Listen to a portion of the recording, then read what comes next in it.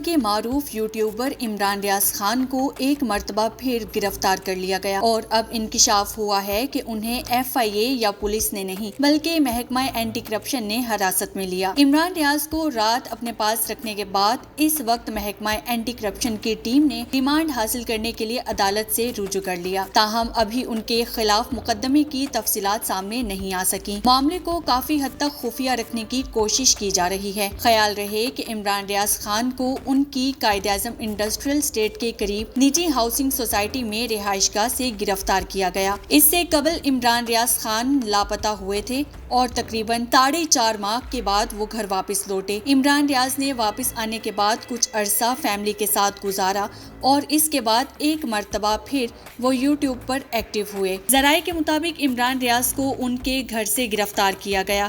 ان کے بھائی یوسف نے گرفتاری کی تصدیق کرتے ہوئے بتایا کہ عمران ریاض کو سادہ کپڑوں میں ملبوس افراد نے گرفتار کیا۔